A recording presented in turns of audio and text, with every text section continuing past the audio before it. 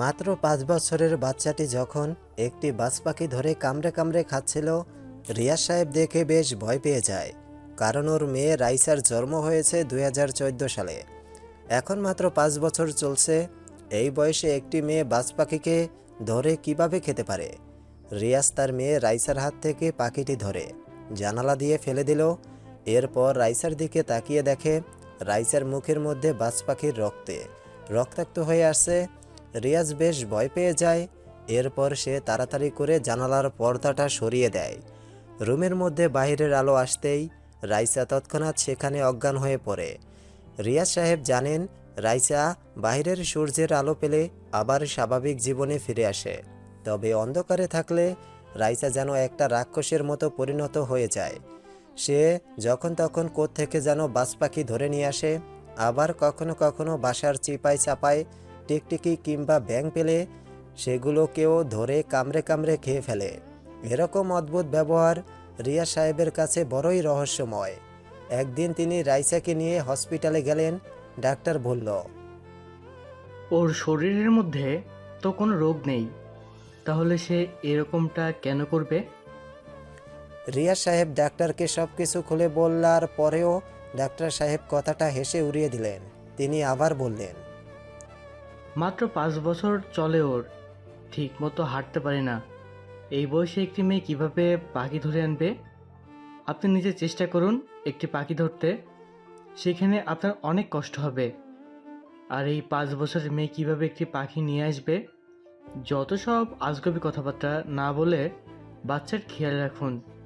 হয়তো মনে করে দেখুন আপনি কোথা থেকে মরা পাখিটাকে ধরে নিয়ে এসেছেন, তারপর আপনার মেয়ে সেটাকে খাবার ভেবে খেয়ে ফেলেছে। এরকমটাও হতে পারে। ডাক্তারের এমন কথা শুনে রিয়াজ সাহেব ভেঙে পড়ে। ওনার হাতে আর কি করার, যেখানে ডাক্তার সাহেব এরকম কথা বলে। এরপর রিয়াজ সাহেব বাসায় আসার পর দেখলেন ওনার মেয়ে ঘুমাচ্ছে। মেয়েটা ঘুমিয়ে পড়লে ঠিক ওর মায়ের মতো লাগে। যখন রিয়াজ নতুন বিয়ে করেছিলেন তখন ওনার স্ত্রী জেরিন রিয়াজকে বলেছিল, আমাদের যদি সন্তান হয় তাহলে প্রথমে মেয়ে হবে এবং সে দেখতে ঠিক আমার মতোই হবে। জেরিনের কথাই সত্যি, মেয়েটি ঠিক তার মতোই হয়েছে। কিন্তু মেয়েটির এমন ব্যবহার রিয়াজ সাহেবের কাছে বড়ই অদ্ভুত। রাইসা জন্মের 7 মাস পর জেরিন হঠাৎ করেই মারা যায়। কোনো রোগ ছিল না, কোনো সমস্যাও ছিল না। রাতে যেভাবে ঘুমিয়েছিল ঠিক সেভাবেই শুয়ে আছে। সকালে উঠে দেখে জেরিন মৃত। রাইসা তখনও জেরিনের বুক থেকে দুধ পান করছিল। রিয়াজ আতঙ্ক হয়ে যায়। হঠাৎ কোনো কারণ ছাড়াই জেরিন কেন তাদের ছেড়ে চলে গেছে। এরপর থেকে রিয়াজ তার মেয়ে রাইসাকে নিজেই দেখভাল করে আসছে। কিন্তু রাইসা এইটা কি হলো? যখন তখন সে পশু পাখি ছিঁড়ে ছিঁড়ে খাচ্ছে। রাইসা এরকম অদ্ভুত ব্যবহার শুরু করেছে গত 2 বছর ধরে। 2 বছর আগে রাইসা একদিন ফ্লোরের মধ্যে শুয়ে শুয়ে খেলা করছে। রিয়াজ সাহেবও ওর সামনেই বসে ফোনে কথা বলছে। এমন সময় খেয়াল করলো একটা টিকটিকি রাইসার পাশ দিয়ে হেঁটে যাচ্ছে। তৎক্ষণাৎ রাইসা হাত দিয়ে টিকটিকিটা দাপাস করে ধরে ফেলে এবং সাথে সাথে ওর মুখে ঢুকিয়ে চিবোতে থাকে। রিয়াজ এই দেখে একটা লাফ দিয়ে সোফায় উঠে যায়।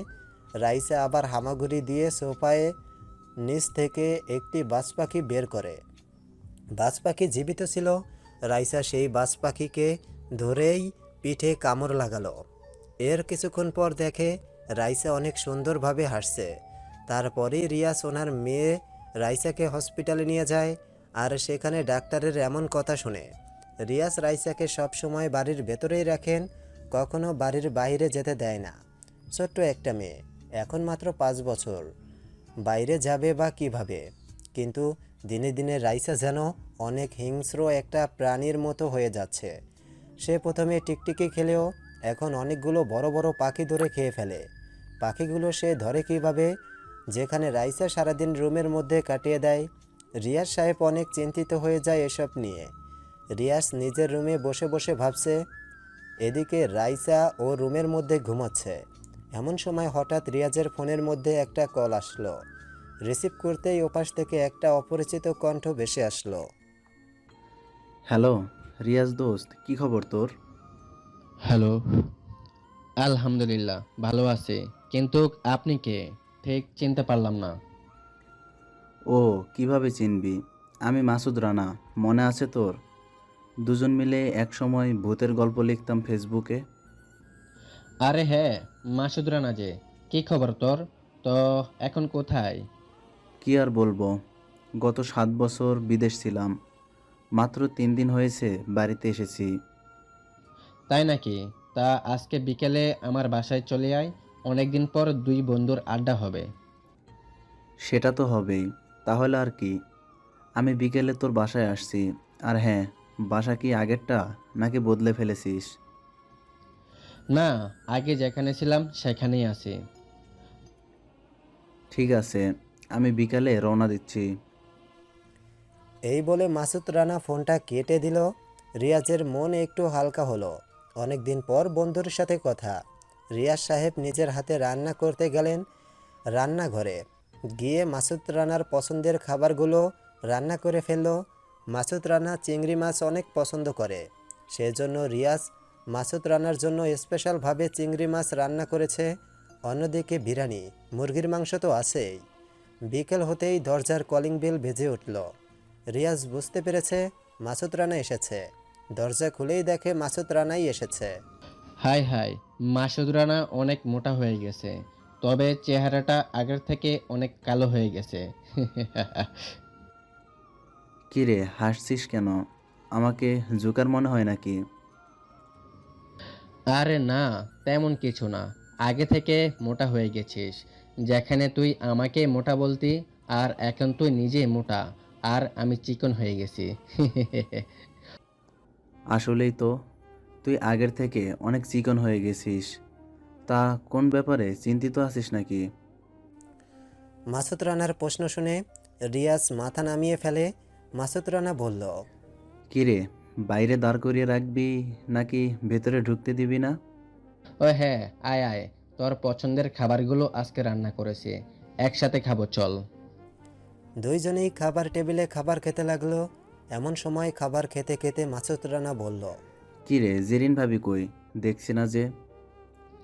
আর বলিস না, 5 বছর আগে মারা গেছে। কি বলছিস এসব? তুই তো আমাদের বিয়ে পর্যন্ত আসতে পারিসনি। আমাদের বিয়ের দাওয়াত দিয়েছিলাম তোকে, কিন্তু হঠাৎ জানতে পারলাম তুই নাকি আর দেশের মধ্যে নেই। এদিকে আমার একটা মেয়েও হয়েছে, নাম রেখেছি রাইসা। অবশ্য নামটি জেরিনের পছন্দ ছিল। মেয়েটি দেখতেও জেরিনের মতোই হয়েছে, কিন্তু রাইসার জন্মের 7 মাস পর জেরিন অদ্ভুতভাবে মারা যায়। রাতে ঠিকঠাকভাবে ঘুমাচ্ছিল, সকালে উঠে দেখি জেরিন মৃত। ও, সো স্যাড। তা তোর মেয়ে রাইসা কোথায়? তাকে তো দেখছি না। রাইসা ওর রুমের মধ্যে ঘুমাচ্ছে। চল তাহলে, খাবার তো প্রায় শেষ, তাকে একটু দেখে আসি। না, ওর ঘুমের ডিস্টার্ব হবে। ও রাইসা ঘুম থেকে উঠুক, তারপর না হয় কথা বলা যাবে। রিয়াজের কথা শুনে মাসুদ রানা একটু বিস্মিত হলেন। ও রাইসাকে একটু দেখতে চেয়েছে, কিন্তু রিয়াজ কেন এতে একটু আপত্তি করলো?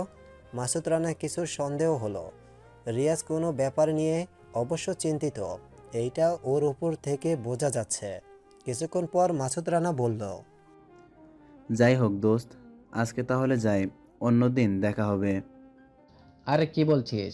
আজ রাত আমার সাথে থেকে যা, কালকে সকালে যাস। না দোস্ত, একটু কাজ আছে আমার, বাড়িতে যেতে হবে।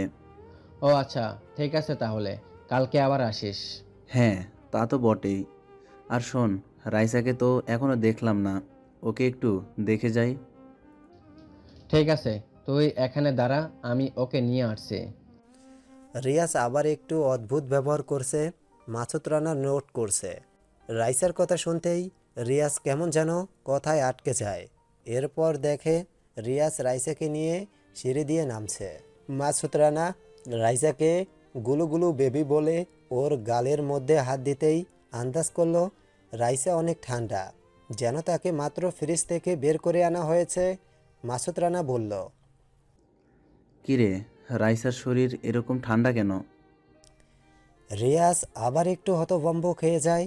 এরপর উত্তর দেয়, না তেমন কিছু না, মাঝে মধ্যে ওরকম হয় ওর। রিয়াজ মাসুদ রানার কথা এড়িয়ে যাচ্ছে, এইটা মাসুদ রানা খুবই স্পষ্টভাবে বুঝতে পেরেছে। তারপরেও না বোঝার ভান করে বসলো। ঠিক আছে দোস্ত, আজকে তাহলে যাই, কালকে দেখা হবে। মাসুদ রানা বাড়ি থেকে বের হয়ে গেছে।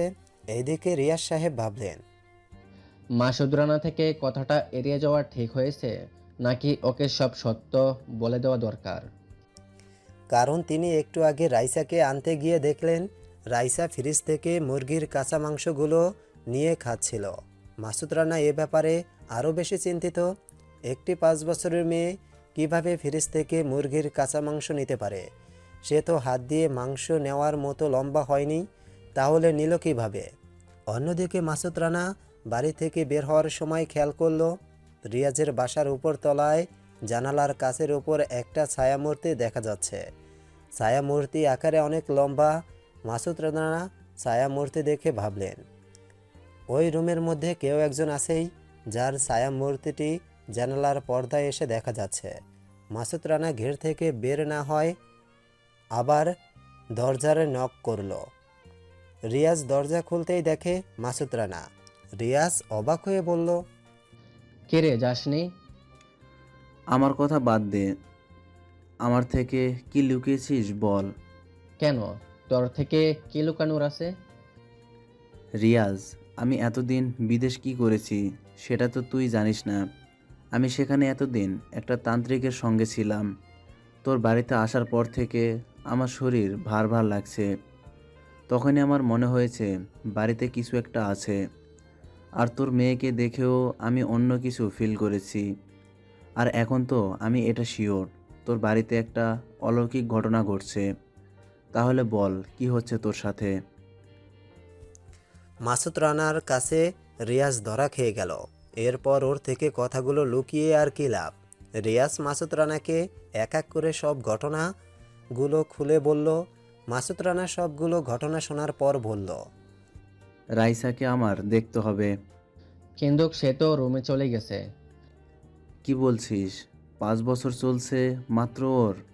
নিজের পায়ে হেঁটে সিঁড়ি দিয়ে কিভাবে উপরে রুমে যায়? এসব ঘটনা এগুলো আমার কাছে অনেক কনফিউজ লাগে। আচ্ছা ঠিক আছে, চল দেখি। মাসুদ রানা এবং রিয়াজ রাইসার রুমের দরজা খুলতেই দুইজনেই চমকে ওঠে। রাইসা ওর রুমের আলমারির উপর বসে আছে। রাইসা রাতের মধ্যে মুরগির কাঁচা মাংস। এমনটা দেখে রিয়াজ এত বেশি ভয় না পেলেও মাসুদ রানা আশ্চর্য হয়ে যায়। কারণ রিয়াজের কাছে ঘটনাগুলো নতুন কোনো ঘটনা নয়, এগুলো আরও 2 বছর আগে থেকেই দেখে আসছে। মাসুদ রানা আলমারির নিচে গিয়ে রাইসাকে বলল নিচে নামতে, কিন্তু মাসুদের কথা যেন সে পাত্তাই দিচ্ছে না, যেন তার সাথে কেউ কথাই বলছে না। রাইসা পুরো মনোযোগ দিয়ে মুরগির মাংসগুলো খেতে লাগলো। মাসুদ রানা এবার রেগে তাকে ধমক দিয়ে বলল, নিচে নামো, না হলে কিন্তু আমি ওপরে উঠে আসতে বাধ্য হব। এইটা বলার সাথে সাথেই রাইসা হাত থেকে মুরগির মাংস রানার মুখ বরাবর ছুঁড়ে মারে। মাসুদ তখনই ফ্লোরে পড়ে যায়। একটি বাচ্চা মেয়ের হাতে এত জোর কিভাবে আসতে পারে? এরপর মাসুদ রানা আর কিছু না বলে রুম থেকে বেরিয়ে যায় রিয়াজকে নিয়ে। রিয়াজ বলল, কিরে, কি বুঝলি? রাইসার কি হয়েছে? রিয়াজ, এখানে কিছু ঘটছে। রাইসার শরীরে কোনো অশুভ আত্মা প্রবেশ করেছে। মানে এসব কি বলছিস তুই? মানে বলছি, রাইসা এখন রাইসা নেই। রাইসা যখন অন্ধকারের মধ্যে থাকে তখন একটি ছায়া ওর ভিতরে প্রবেশ করে। আর যখন সে আলোতে যায় তখন ছায়াটি রাইসার থেকে বের হয়ে যায়। আলোর মধ্যে থাকা অবস্থায় ওর শরীরে ছায়াটি প্রবেশ করতে পারে না। তাহলে এখন কি করব? আমার মেয়েটাকে এর থেকে মুক্তি দেব কিভাবে? আচ্ছা রিয়াজ, তোকে একটা প্রশ্ন করি। হুম। বিয়ের পরে জেরিনকে নিয়ে তুই কি কোথাও বেড়াতে গিয়েছিলি? হ্যাঁ, আমরা কক্সবাজার পিকনিকে গিয়েছিলাম। সেখানে কি কিছু ঘটেছিল, মানে অদ্ভুত কিছু? একটা ঘটনা হয়েছিল। সমুদ্রের পাশে যে রাস্তা আছে, সে রাস্তা দিয়ে হেঁটে হেঁটে যাচ্ছিলাম আমি আর জেরিন। ওইটা হিমচরের আশেপাশে। হঠাৎ একটা ভিখারি এসে আমার থেকে ভিক্ষা চাইলো। আমি পকেট থেকে 20 টাকার একটা নোট বের করে ওনার হাতে দিলাম, কিন্তু উনি আমার টাকাটা না নিয়ে আমাকে বলল সে নাকি আমাদের বাচ্চাটাকে চায়। আমি পাগল ভেবে জেরিনকে নিয়ে চলে আসতে লাগলাম, কিন্তু ভিখারিটা একটা অদ্ভুত লাঠি বের করে, লাঠিটা পুরো সাপের মতো। উনি দৌড়ে এসে পেছন থেকে জেরিনের মাথায় আঘাত করে, সে লাঠি দিয়ে আঘাত করেই দৌড়ে দেয় ভিখারি।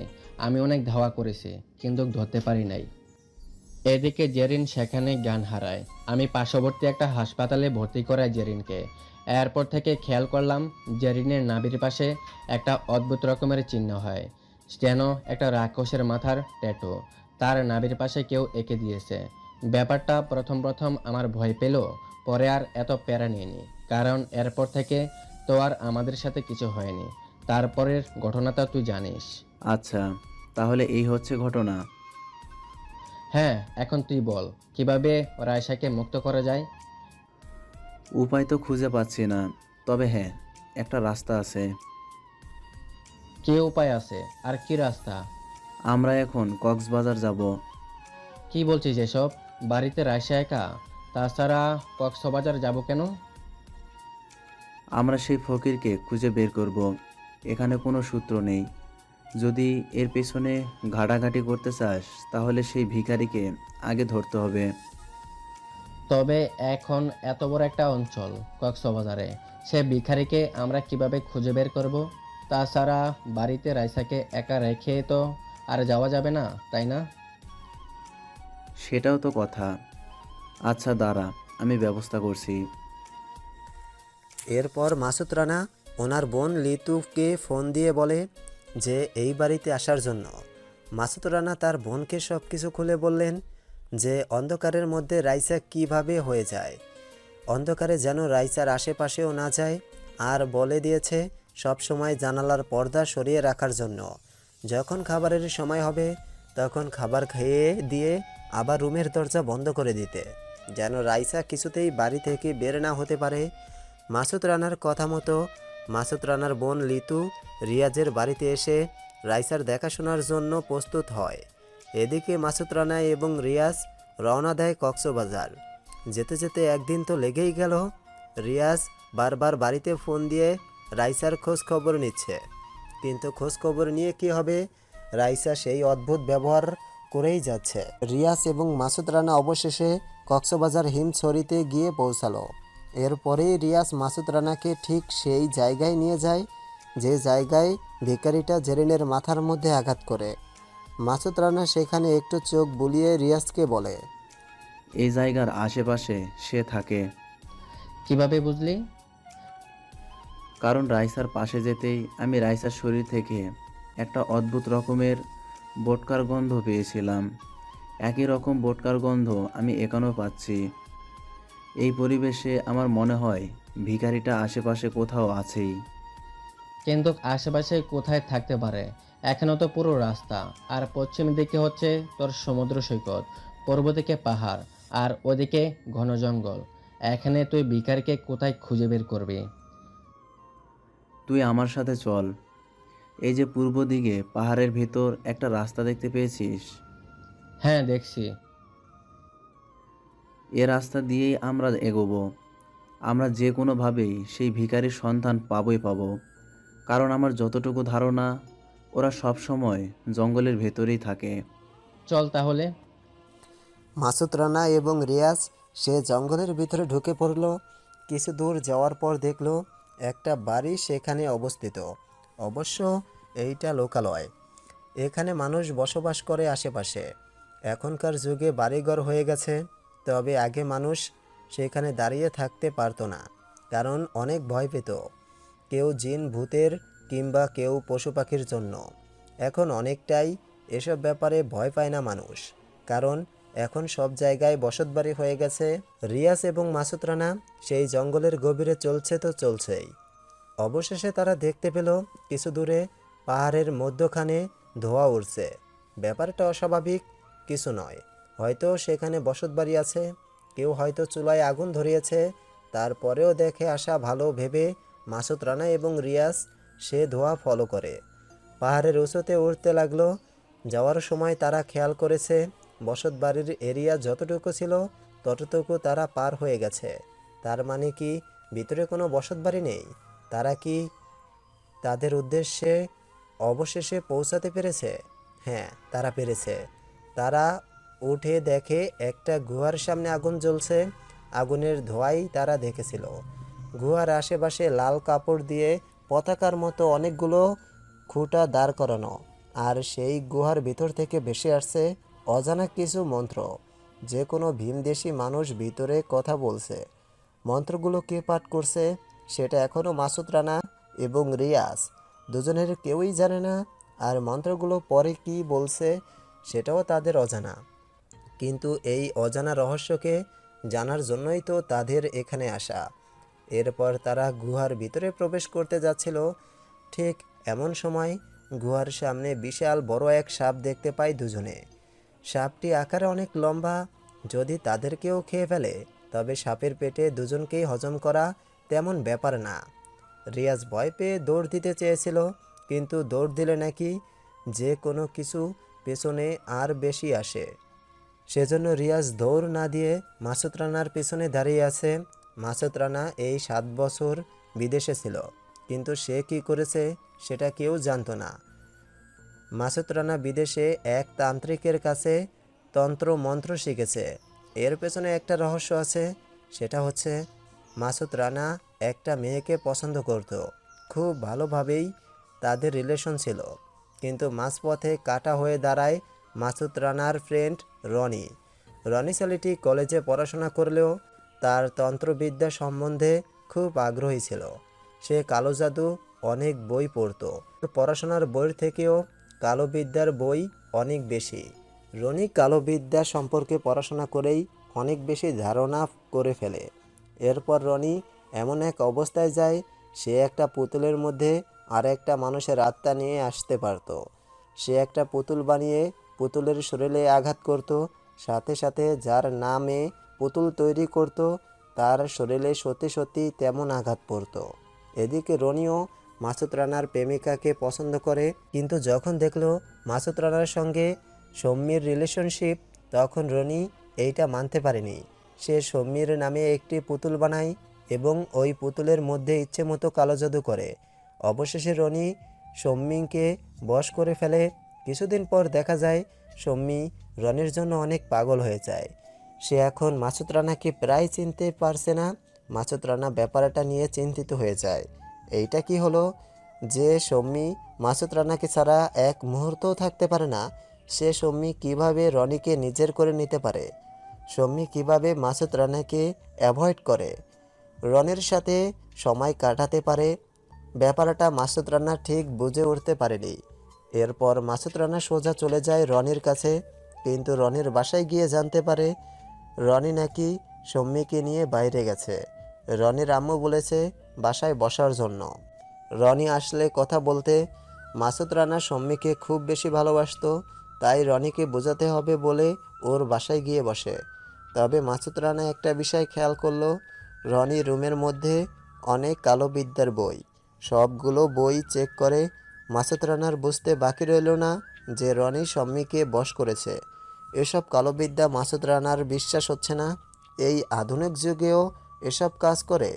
এতদিন মাসুদ ভাবত হয়তো এসব মানুষের মন ভোলানোর কথাবার্তা আর মানুষকে মজা দেওয়ার জন্য। আসলে যে এগুলো সত্য, সে এখন সেটা টের পেয়েছে। কিন্তু এর থেকে সৌম্যকে কিভাবে ফিরে আনা যায় এইটা মাসুদ রানার জানতেই হবে। এমন সময় মাসুদ রানা খেয়াল করলো রনির বইয়ের পাশে একটা পুতুল। মাসুদ হাতে নিয়ে দেখে পুতুলের পিঠে সৌম্যের নাম লেখা। এবার ওর কাছে ব্যাপারটা ক্লিয়ার হয়ে গেছে। এ পুতুলের ওপর ভর করেই রনি সৌম্যকে বশ করেছে।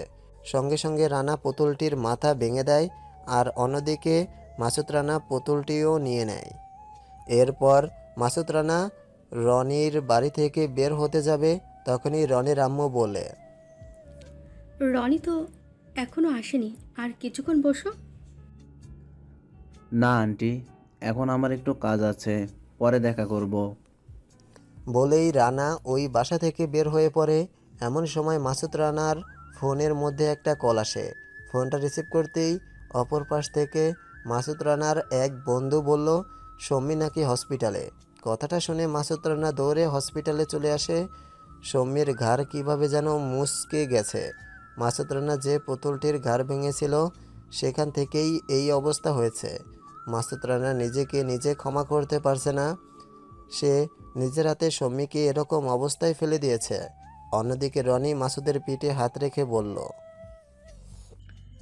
যা করেছিস তুই নিজেই করেছিস, এখন নিজেই সামলা, আমাকে আবার এর মধ্যে আনবি না। আমি তো আমারটা নিয়ে নিছি। মানে কি বোঝাতে চাচ্ছিস তুই? তুই সুস্মির সাথে কিছু করিসনি তো?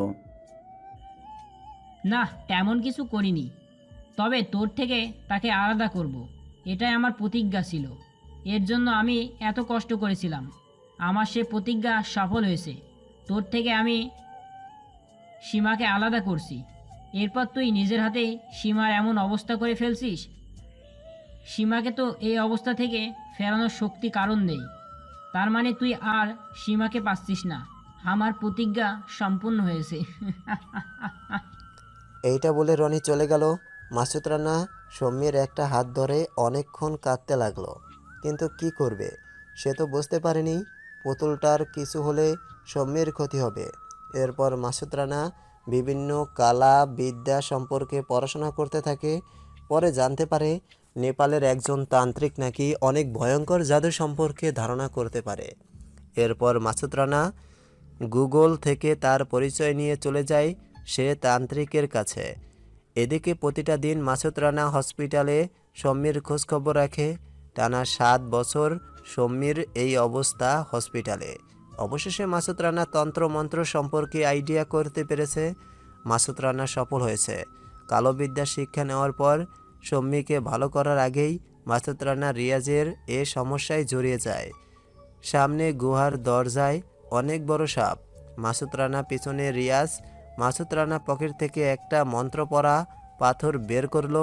এরপর সে পাথরের ওপর আবারও মন্ত্র পড়তে লাগলো। জাগো জাগো ব্রক্ষ পাথর তুমি, যক্ষ পক্ষ নিয়ে নাহি ব্রক্ষণ্ড উঠি আমি, সাপ তাড়ানোর কাজে লাগাই তোরে, সেই কামে লাগ লাগ লাগ। মন্ত্রটা পড়ে মাসুদ রানা পাথরের ওপর 3টা ফু দিল।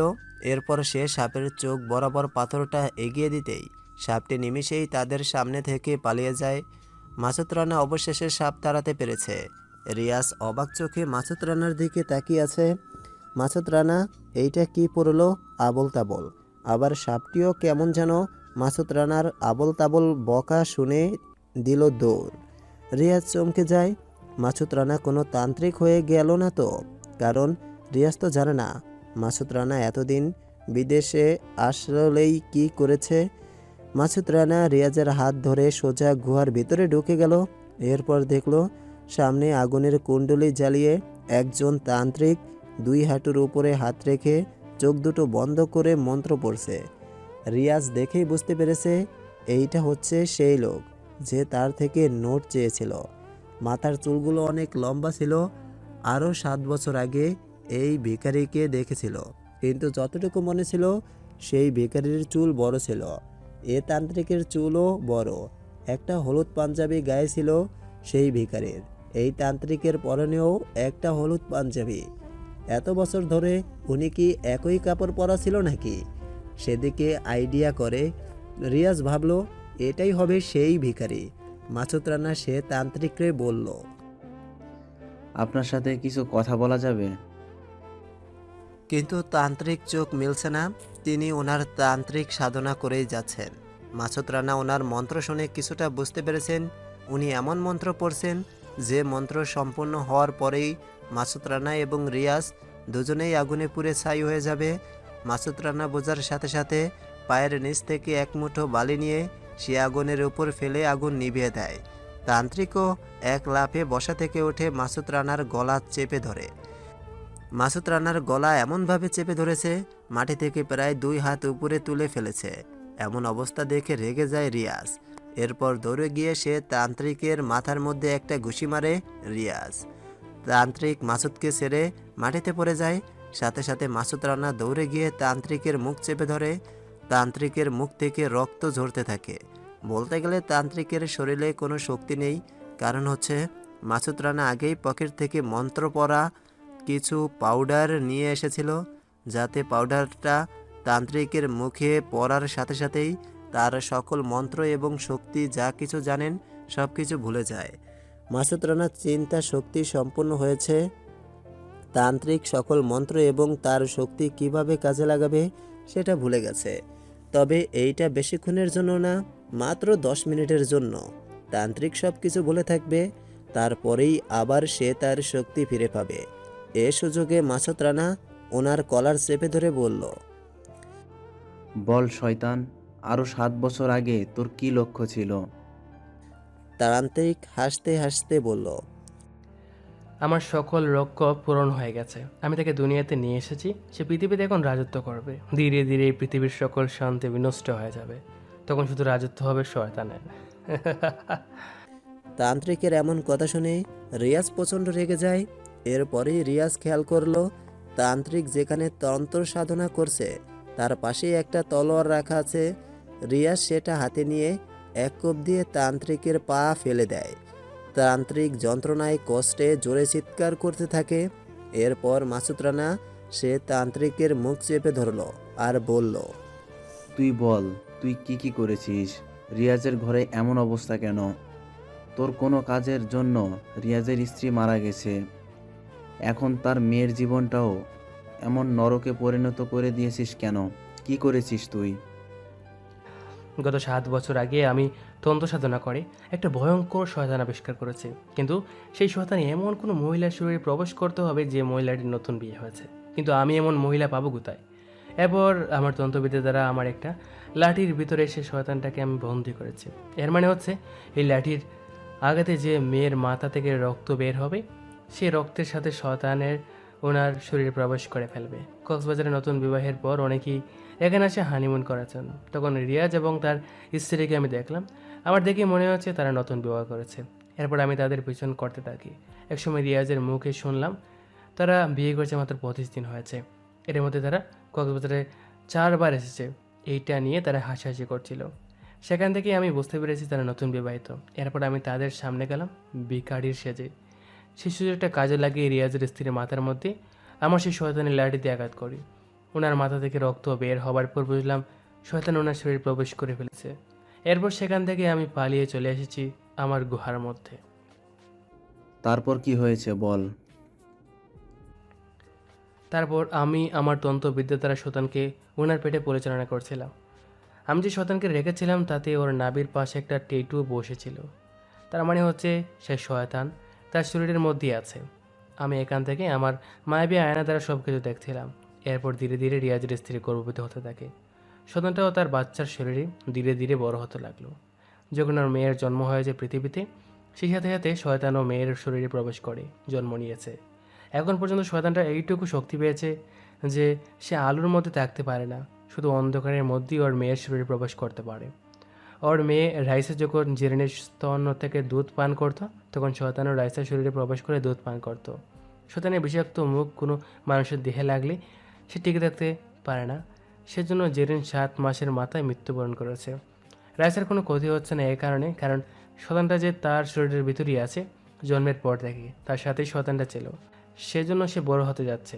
ধীরে ধীরে শয়তান অনেক শক্তি লাভ করে। তখন সে অন্ধকার এবং আলো কিছুই মানবে না, সব কিছুতে থাকতে পারবে এবং সে পৃথিবীতে রাজত্ব করতে পারবে। আমি আমার লক্ষ্য পূরণ করে ফেলছি। সে শয়তানটাকে আমি এখন তার দায়িত্ব দিয়ে দিয়েছি। এর থেকে মুক্তি পাওয়ার কোনো উপায় নেই। রিয়াজের মেয়ে আমার পোষা শয়তান। আমি বুঝলাম সে শয়তান এই দেশে রাজত্ব করতে পারবে, কিন্তু তোর কি লাভ হবে? আমার লাভ ছাড়া তো আমি এসব করছি না। সে শয়তানটা যখন তার পুরো শক্তি ফিরে পাবে, তখন সে আমার শরীরে প্রবেশ করবে। আমি হয়ে যাব অমর। আমি এই পৃথিবীতে রাজত্ব করব। আর যদি আমরা তোকে এখন মেরে ফেলি? কোনো লাভ নেই। শয়তানটা তার শক্তি ফিরে পেলে আমাকে জীবিত করে তুলবে। আমিও অমর হব। আমি এই পৃথিবীতে রাজত্ব করব। আমার এত বছরের সাধনা কোনোদিনও অসম্পূর্ণ হতে পারে না। তোরা আমাকে মেরে ফেল কিংবা বাঁচিয়ে রাখ, সেটা তোদের অভিরুচি, কিন্তু আমি তো আমার লক্ষ্যে ঠিকই পৌঁছে যাব। মিলিয়ে দেখিস। এরপর মাসুদ রানা বুঝতে পেরেছে এই তান্ত্রিককে যদি বাঁচিয়ে রাখে তাহলে সে শয়তানটা হয়তো আরও দ্রুত তার শক্তি ফিরে পাবে। সেজন্য তাকে মেরে ফেলাই ভালো। মাসুদ রানা পাশ থেকে তলোয়ারটা হাতে নিয়ে তান্ত্রিকের গাড় থেকে মাথাটা আলাদা করে ফেলে। এমন সময় মাসুদ রানা খেয়াল করলো একটা ছায়ামূর্তি সেই তান্ত্রিকের শরীর থেকে বের হয়ে গেছে। মাসুদ রানা চমকে যায়। ছায়ামূর্তিটা তান্ত্রিকের দেহ থেকে বের হয়ে গুহার বাইরে চলে যায়। মাসুদ রানাও বের হয়ে দেখে ছায়ামূর্তিটি কোথায় যেন মিলিয়ে গেছে। মাসুদ রানা ভাবতে লাগলেন এসব কিছু শুধু তান্ত্রিক করেছে নাকি এর পেছনে আরও কোনো তান্ত্রিকের হাত আছে। কোনো সূত্র মিলাতে পারছে না মাসুদ রানা। তবে এইটা ঠিক, এখানে আর কোনো কিছুই নেই। এরপর সে রিয়াজকে নিয়ে আবার রওনা দিল তাদের বাসায়। অবশেষে বাসায় এসেছে সেদিন সন্ধ্যায় রিয়াজ এবং মাসুদ রানা। মাসুদ রানা বলল, বাসায় গিয়ে আশেপাশে কোনো কাঁচা মাংস রাখবি না, আমার বোন আছে সেখানে। আমি কালকে সকালে তোর বাসায় আসছি। আজকে রাতে আমার একটু কাজ আছে, আমি কাজটা সেরে তোর ওখানে আসছি। ঠিক আছে দোস্ত, তুই সকালে চলে আয়, আমি তাহলে বাসায় ফিরে যাই। রিয়াজ রামগঞ্জ থেকে চলে আসে লক্ষিন্দর পাড়া আর মাসুদ যায় সোজা হসপিটাল। এদিকে রিয়াজ বাসায় আসতেই থমকে যায়। চারদিকে অন্ধকার। মাসুদ রানার বোন দরজার সামনে পড়ে আছে আর রাইসা ওনার পেটের উপর বসে মাসুদ রানার বোনের হাত ছিঁড়ে ছিঁড়ে খাচ্ছে। এমন দৃশ্য দেখে রিয়াজ দৌড়ে যায় রাইসার কাছে। রিয়াজ লক্ষ্য করে তৎক্ষণাৎ রাইসার আরও একটা নতুন শক্তি উৎপন্ন হলো। রাইসা মাসুদ রানার বোনের হাতটি হাতে নিয়ে এক লাফে দ্বিতীয় তলায় উঠে গেছে। এমন অস্বাভাবিক কাণ্ড দেখে রিয়াজ আরও বেশি ঘাবড়ে যায়। এইদিকে মাসুদ রানার বোনের লাশ পড়ে আছে মেঝেতে। রিয়াজ অনেকটাই হতভম্ব হয়ে যায়। মাসুদ রানা যদি জানতে পারে তার বোনকে ওর মেয়ে মেরে ফেলেছে তাহলে তো মাসুদ রানা ওর ওপর ক্ষেপে যাবে। এইটা মাসুদ রানাকে কিছুতেই বলা যাবে না, আবার না বলেও যাবে কোথায়। মাসুদ রানা তো জানে রাইসার দেখাশোনার জন্য ওর বোন এ বাড়িতে এসেছিল। যদি তাকে খুঁজে না পাওয়া যায় তাহলে এর পেছনে রাইসাকেই সন্দেহ করবে মাসুদ রানা। আর যদিও বুঝতে পারে যে রিয়াজ মিথ্যা কথা বলছে তাহলে মাসুদ রানা আরও বেশি রেগে যেতে পারে। কি থেকে কি হচ্ছে রিয়াজের সাথে, রিয়াজ নিজেই বুঝতে পারছে না। রিয়াজ কি মাসুদ রানার কাছে সত্যটা বলবে নাকি এই পুরো সত্যটা গোপন রাখবে। অন্যদিকে রাইসা দ্বিতীয় তলা থেকে কি করে যেন হাসতে হাসতে রিয়াজ ভয় পেয়ে রাইসার দিকে তাকায়। রাইসা একটা অজানা সুরে গান গাইতে লাগলো। গানের শুরুটা অনেক ভয়ঙ্কর, যেন পুরো শরীর চমচম করে ফেলছে। এরকম ভয়ঙ্কর গান কি রাইসা গাইছে নাকি রাইসার ভিতর শয়তানটা। রিয়াজ সে ভয়ঙ্কর গানটি আর শুনতে পারছে না। নিজের কানের মধ্যে নিজের হাত দিয়ে কান বন্ধ করে রাখলো, কিন্তু কানের ভিতর সরুটা যেন ঢুকতে বাধ্য। ওর হাত মানছে না কান বন্ধ করতে। রিয়াজ সহ্য করতে না পেরে অবশেষে ফ্লোরের মধ্যেই লুটিয়ে পড়ে। এ রিয়াজ, এই চোখ মেল। কে কে ডাকছে আমাকে? আরে আমি মাসুদ। কি হয়েছে তোর? ফ্লোরে পড়ে আছিস কেন? দোস্ত তুই এসেছিস? জানিস কাল রাতে কি হয়েছে?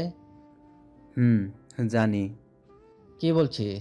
তুই সব কিছু সত্যি সত্যি জানিস? হ্যাঁ, সব কিছুই জানি। মাসুদ, তোর বোন মারা গেছে, তুই এটাও জানিস? হ্যাঁ, জানি। তাহলে তুই এত স্বাভাবিক রয়েছিস কিভাবে? তোর বোন তো মারা গেছে। তাহলে শোন, আমি আগেই জানতাম রাইসার কাছে যাকে রেখে যাব সে জীবিত থাকতে পারবে না। তুই ওর আব্বু, সেজন্য শয়তান তার ভেতর থেকে যতই তোকে খেতে চায় না কেন, ওর উপরে রয়েছে রাইসা। ও তোর দিকে এগোয় না, সেজন্য শয়তান তোকে খেতে পারে না। কিন্তু তোকে ছাড়া সে বাড়িতে অন্য কাউকে একা ফেলে তাকে অবশ্যই খাবে। এজন্য আমি আমার যন্ত্রশক্তি দ্বারা একটা লাশকে এ বাড়িতে রেখে গিয়েছি। মানে কি বলছিস? একটা লাশ মানে? ও তো জীবিত ছিল। হ্যাঁ, জীবিত ছিল। একটা আত্মাকে আমি ওই লাশের ভেতরে প্রবেশ করিয়ে দিই, আর ওটাকে আমার বোন বলেছি এ কারণে, কারণ আমার বোন ছাড়া অন্য কাউকে রাখতে গেলে তুই বাধা দিতি। কিন্তু আমি অবশ্যই জানতাম এ বাড়িতে আমি যাকে রেখে যাব সে জীবিত থাকবে না। সেজন্য তোকে মিথ্যে বলে আমি ওই লাশটিকে বাড়িতে রেখে গিয়েছিলাম। কিন্তু ওই লাশটি পেলি কোথায়? আর একটা আত্মাকে তুই জোগাড় করলি কিভাবে? এত মন্ত্রশক্তি তুই শিখতে পারলি বা কিভাবে? বাহ বাহ, এত প্রশ্ন। ওকে, সেটা অনেক কাহিনী, অন্য সময় বলবো। তবে এটুকু মাথায় রাখ, একজন তান্ত্রিকের থেকে আমিও কম না। যাক, তাহলে তো ভালোই হলো, একটা আশার আলো পেলাম। এখন রাইসাকে কি করব? আর ওই লাশটি বা কোথায়? সেই লাশ আমি সকাল ভোরে ভোরে এসে মাটিতে পুঁতে দিয়েছি। আমি সকাল 6টা বাজে এসে দেখি তুই ফ্লোরের মধ্যে পড়ে আছিস। আমি আগেই টের পেয়ে গিয়েছিলাম বাড়িতে কিছু হয়েছে। তোর ফোন চেক করে দেখ, আমি 35টা কল দিয়েছি, কিন্তু কোনো খবর নেই দেখে আমার সন্দেহ হয়েছে। বাসায় এসে দেখি এই অবস্থা। এরপর সেই লাশকে আগে লুকিয়ে তোকে জাগালাম। সেটা তো বুঝলাম, কিন্তু এখন রাইসা কিভাবে ওই শয়তানটার থেকে মুক্তি পাবে? এর উপায় আমারও জানা নেই, তবে আমার মাথায় একটা আইডিয়া এসেছে। যদি আমি এই যদি আমি এটা ব্যবহার করতে পারি, তাহলে হয়তো রাইসার থেকে সে শয়তানটা বের হয়ে যাবে। কি সেই উপায়? আর কিভাবে কি করবি? সেটা তো বলবো পরে। রাইসা কোথায় সেটা বল। আমি কি করে বলবো? আমি তো ঘুম থেকে উঠলাম। ওকে, উপরে চল। রিয়াজ এবং মাসুদ রানা রাইসার রুমে গিয়ে দেখলো রাইসা জানালার পাশে আনমনে বসে আছে। রিয়াজ ওর কাছে যাবে, এমন সময় মাসুদ রিয়াজকে বাধা দিল এবং বলল, তোর তো মনে একটা প্রশ্ন, রাইসা কিভাবে বাজ পাখি শিকার করে, আজকে সেটাই দেখ। মানে কি, বুঝলাম না। রাইসার দিকে তাকিয়ে থাক, বুঝতে পারবি। রাইসা জানালার দিকে আনমনে তাকিয়ে আছে। হঠাৎ ওর মুখটা কেমন নড়াচড়া করতে লাগলো, যেন তার মুখটা কোনো ভয়ঙ্কর শয়তানের মতো হয়ে যাচ্ছে। রিয়াজ এবং মাসুদ রানা ওর মুখের দিকে তাকিয়ে আছে দরজায় দাঁড়িয়ে। রাইসা হঠাৎ করে তার মুখ খুলে ফেলল এবং জিহ্বাটা অনেক লম্বা করে বাইরে থেকে একটা বাজ পাখি ওর মুখের মধ্যে নিয়ে আসলো। ব্যাপারটা অস্বাভাবিক একটা ব্যাপার, এরকম অদ্ভুত কাহিনীও হতে পারে। অনেক পশু পাখি আছে যারা তাদের জিহ্বা লম্বা করে তাদের শিকারীকে শিকার করে, আর এখানে কিনা তার মেয়ে জিহ্বা বড় করে আকাশ থেকে বাজ পাখি ধরে নিয়ে আসছে। জাস্ট ভাবা যায় না। রিয়াজ আবার দৌড়ে গিয়ে রাইসার হাত থেকে বাজ পাখিটি জানালা দিয়ে ফেলে দেয়। আর এমন সময় রিয়াজ খেয়াল করলো একটা অদ্ভুত ব্যাপার, আলোর মধ্যে থাকলে শয়তান তার শরীর থেকে বের হয়ে যায়, আর এখন রাইসা রৌদ্রের মধ্যেই আছে, মানে বাহিরের আলো রাইসার শরীর স্পর্শ করে যাচ্ছে। তাহলে এখনও কেন শয়তানটা শরীর থেকে বের হয়নি? তার মানে কি শয়তানটা আরও শক্তিশালী হয়ে গেছে? রিয়াজ রাইসার চোখের দিকে তাকিয়ে দেখে রাইসার চোখ দুটো পুরো আগুনের মতো লাল হয়ে আছে। ওর চোখের মধ্যে চোখের মনি দেখা যাচ্ছে না, পুরো চোখটা লাল। রিয়াজ স্পষ্ট বুঝতে পারে রাইসার শরীরের ভিতর এখন শয়তানটা আছে। রাইসা রিয়াজের হাতটি ধরে বারবার গন্ধ নিচ্ছে, কিন্তু কিছু করতে পারছে না। রিয়াজ এটাও বুঝতে পেরেছে মাসুদ রানার কথাটাই সত্যি। শয়তানটা যতই তার দিকে আক্রমণ করুক না কেন, রাইসার কারণে শয়তানটা ঠিক রিয়াজের উপর আক্রমণ করতে পারছে না। রিয়াজ আবার মাসুদ রানার কাছে এসে বলল, দোস্ত, শয়তানটা আরো শক্তিশালী হয়ে গেছে। এখন আমরা কি করব? যা করব সেটা তো আজকে সন্ধ্যা, এখন আমাদের কাজ আছে। রুমের দরজা বন্ধ করে ফেল, আমার সাথে চল। কোথায়? আগে চল, পরে বুঝবি। মাসুদ রানা এবং রিয়াজ বরাবর হসপিটালে চলে যায়। সেখানে গিয়ে মর্গে প্রবেশ করলো দুইজন। রিয়াজ বুঝতে পেরেছে মাসুদ রানা লাশ নিতে এসেছে। এরপর মাসুদ রানা অনেক খোঁজাখুঁজি করে একটা লাশ পেল, যে লাশের ঠিকানা কেউ জানে না। অ্যাক্সিডেন্ট হয়েছিল উনি, পকেটের মধ্যে কোনো আইডি কার্ড ছিল না, সেজন্য লাশের কোনো খোঁজ পাওয়া যায়নি। গত 6 মাস থেকে যেহেতু লাশটা কেউ নিতে আসেনি, তাই মাসুদ ডাক্তারের সাথে কথা বলে লাশটি ক্রয় করার প্রস্তাব দিল। ডাক্তার অবাক হয়ে যায়, উনি লাশ কেন কিনতে চাচ্ছে। এই নিয়ে ডাক্তার প্রশ্ন করছিল। মাসুদ রানা ডাক্তারকে বলেছিল ওনার টাকা দরকার নাকি লাশ। ডাক্তারকে টাকার লোভ দেখিয়ে মাসুদ রানা লাশ ক্রয় করে নিল। এরপরে লাশটি বাসায় আনতে আনতে প্রায় বিকেল ঘনিয়ে এসেছে। মাসুদ রানা বাহির থেকে আসার সময় আগরবাতি, দাফনের কাপড়, গোলাপ জল এবং বড়ই পাতা নিয়ে এসেছে, যেগুলো শুধুমাত্র মানুষকে কবর দেওয়ার সময় ব্যবহার করা হয়। রিয়াজ কিছুটা বুঝতে পেরেছে মাসুদ রানা হয়তো শয়তানটাকে এর ভিতরে প্রবেশ করার জন্য কিছু একটা করছে। মাসুদ রানা রিয়াজকে সব খুলে বলতে লাগলো। আমি একটা মন্ত্র পড়ে সেই শয়তানটাকে এর মধ্যে প্রবেশ করাবো। তবে যদি আমার চিন্তা শক্তি বরাবর কাজ হয় তাহলে আমরা সম্পূর্ণ হতে পারবো। আর যদি এক চুল পরিমাণ ভুল হয় তাহলে আমাদের দুজনেরই মৃত্যু অনিবার্য। রিয়াজ আর মাসুদের কথার কোনো উত্তর দিল না, কারণ পৃথিবীতে যদি রিয়াজের কেউ থাকে সেটা হচ্ছে ওর মেয়ে।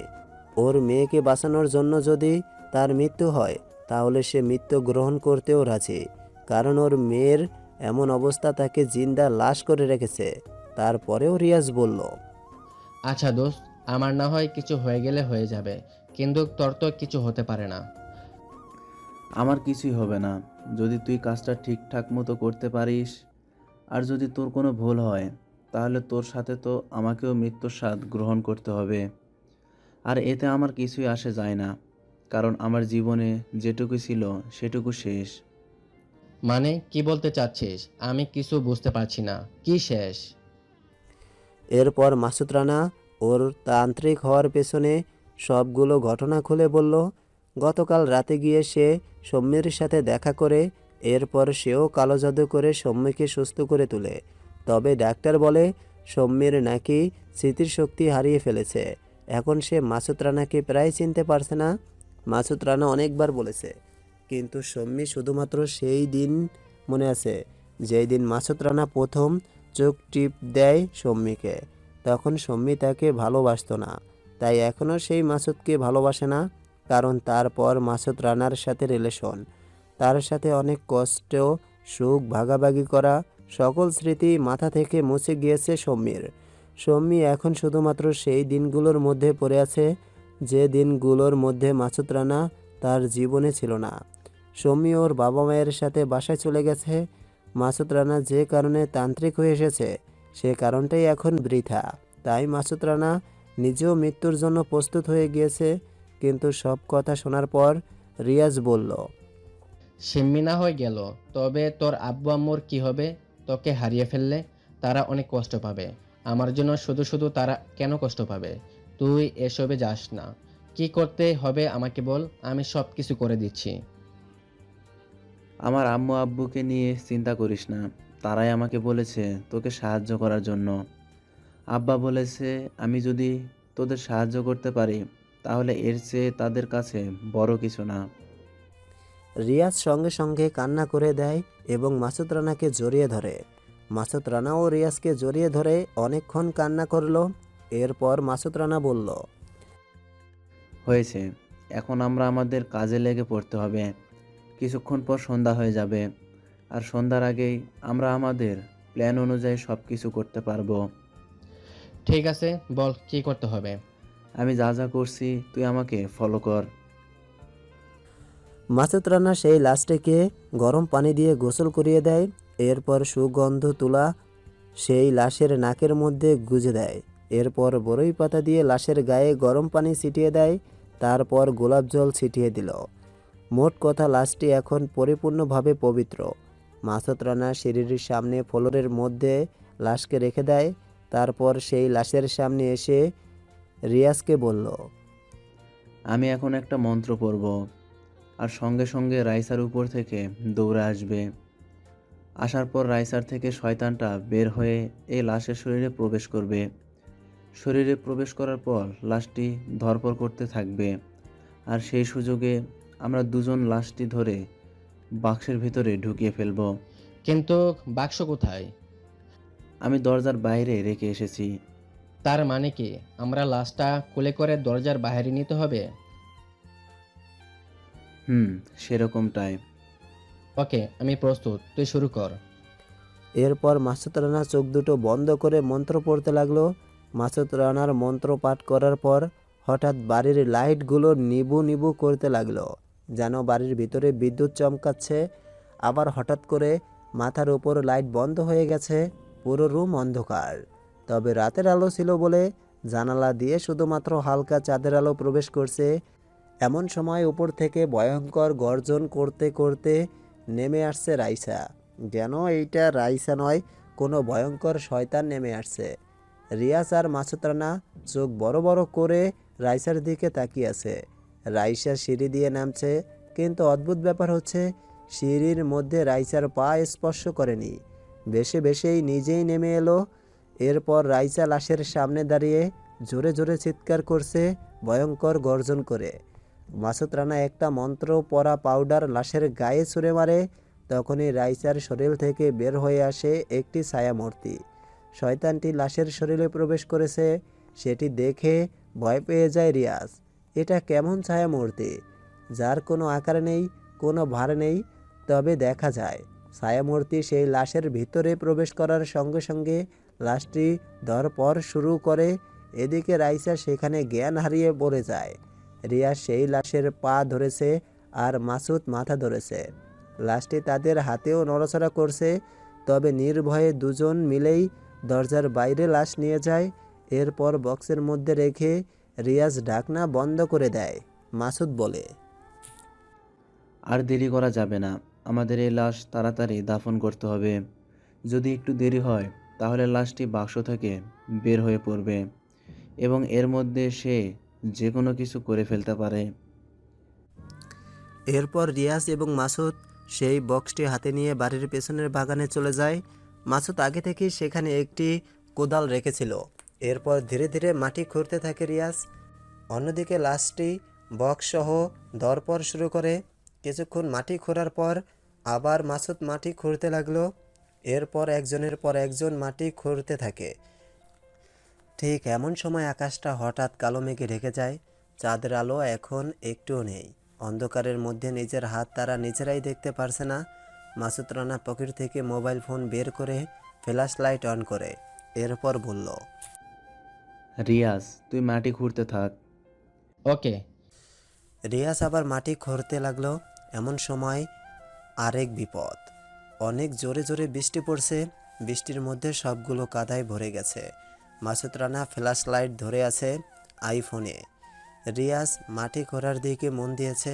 এদিকে লাশটি বক্স থেকে যেন ভেঙে ফেলবে এরকম অবস্থা। হঠাৎ করে বক্স নড়াচড়া বন্ধ করে ফেলে। মাসুদ রানা বক্সের দিকে তাকায় আর খেয়াল করে বক্সের দরজাটা খোলা। রিয়াজ মাটির উপর দাঁড়িয়ে মাসুদের দিকে তাকিয়ে থাকে। দুইজনেই শিহরিত হয়ে যায়। এরপর হঠাৎ করে একটা বিকট শব্দ নিয়ে এসেই লাশটি মাসুদের ঘাড়ে বসে। রিয়াজ কোদাল দিয়ে দৌড়ে গিয়ে সেই লাশের মাথায় আঘাত করে। আঘাত করার সাথে সাথে লাশের শরীর থেকে মাথা আলাদা হয়ে যায়। কিন্তু অদ্ভুত ব্যাপার, আলাদা হওয়ার সত্ত্বেও শুধুমাত্র মাথাটা মাটির উপর থেকে কথা বলছে। সব শেষ করে ফেলবো, আমি কাউকে বাঁচতে দিব না। কণ্ঠটা শুনে রিয়াজ এবং মাসুদের না বুঝে ফেলছে, তার মানে শয়তানটা আর কেউ নয়, ওটা হচ্ছে তান্ত্রিক। মাসুদ এবার সব কিছু ক্লিয়ার বুঝতে পারে। তান্ত্রিকের ক্ষমতা শুধুমাত্র রাক্ষসের রূপ নেয়, এর উপর কিছুই নেই। এরপর মাসুদ রানা সেই লাশের মাথাটি হাত দিয়ে ধরে সে কবরের ভিতরে ফেলে দেয়। তবে মাথাবিহীন লাশ মাটির উপর দাঁড়িয়ে যায়। মাসুদ আবার মন্ত্র পড়তে লাগলো। মন্ত্রটা পাঠ করার সাথে সাথে লাশটি ধরফর করতে থাকে। মাসুদ রানা এবং রিয়াজ লাশের হাত দুটো ধরে ফেলে দেয় কবরে। এরপর দুজনেই হাত দিয়ে মাটি ফেলতে থাকে কবরে। ধীরে ধীরে কবর দিয়ে ফেলেছে লাশটি। এমন সময় থেমে যায় মেঘের ফোঁটা। আকাশের চারটা মুচকি হাসি দিয়ে উঠেছে। মাসুদ রিয়াজের দিকে তাকিয়ে নিজেরাই হাসছে। কি বিপদটাই না তাদের উপর দিয়ে গেল। এরপর বাসায় গিয়ে দেখে রাইসা এখনও মেঝেতে পড়ে আছে। মাসুদ রানা বলল, কিছুক্ষণ পরে রাইসা তার জ্ঞান ফিরে পাবে। রাইসা বিপদমুক্ত এবার। সত্যি সত্যি কিছুক্ষণ পর আবার জেগে ওঠে রাইসা। এমন সময় মাসুদ রানার কল আসে। মাসুদ রানা রিসিভ করতেই ওপাশ থেকে সৌম্যি বলল, তুমি কোথায় মাসুদ? আমার সব মনে পড়ে গেছে। আমি এক্ষুনি তোমার সাথে দেখা করতে চাই। ওকে, আমি এক্ষুনি আসছি, তুমি একটু অপেক্ষা করো। এরপর রিয়াজ মাসুদের দিকে তাকিয়ে বলল, কি আজব দুনিয়া, কখনো কখনো জীবনটা নরকের মতো হওয়ার সত্ত্বেও নিমিষেই যেন স্বর্গের সুখ নেমে আসে। এটাই কি নিয়তি?